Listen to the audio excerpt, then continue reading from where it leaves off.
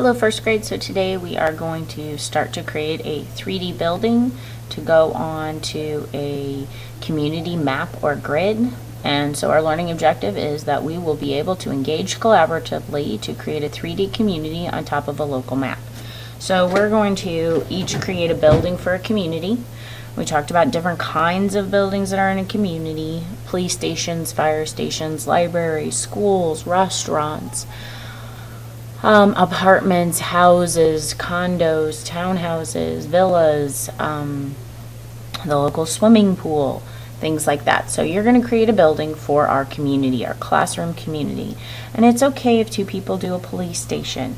So you are going to create a building using a paper bag for our community, and then we're going to glue it onto a green paper with a street on it so that we can line up the streets and create a grid or a map of our community.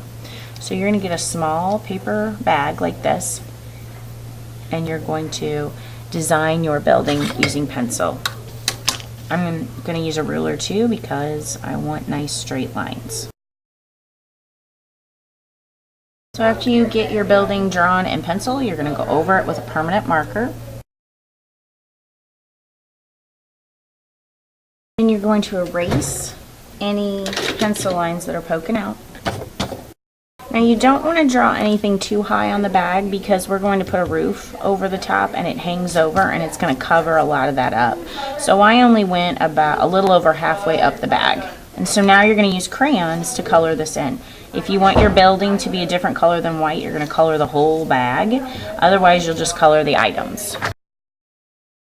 Right, and so if I wanted my building a completely different color, I would color the rest of this white space in with crayon, but I'm going to make it a brick building, so I'm going to take a red strip of construction paper and I'm going to cut it into bricks. So the end of this was a little crooked, so now I'm going to cut this into bricks, and I'm going to add some bricks to my building, not a lot of them, and I'm going to glue those on. I want my bricks to be nice and straight and not crooked, because bricks do not get put on a building crooked. Alright, I think that's enough bricks.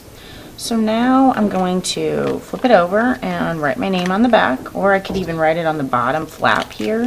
That might be a good place for it. And then I'm going to put this on the drying rack to dry until next class, and then next class we will stuff it and add roof. Right, so when you're choosing a roof, you can choose any color that you like, anyone that stands out to you, and I want you to put a pattern on your roof. I don't want you just to leave it blank.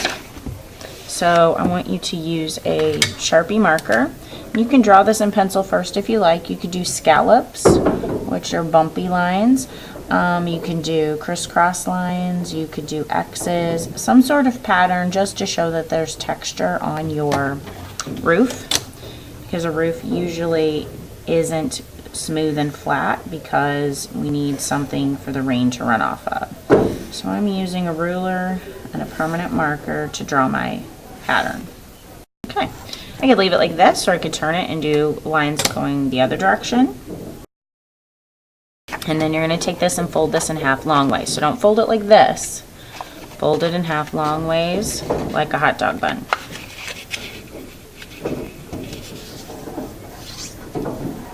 Now, I cut these so they're not cut exactly this straight, so they're a little crooked, and that's okay. It'll still work. You're going to open up your paper bag.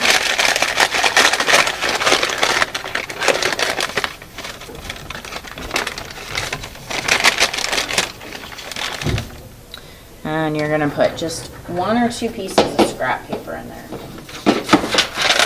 going to wad it up into a ball and dump it in there, probably 2 pieces. And then you're going to bring your roof and your bag to me, and I'm going to fold your bag over and put the roof on.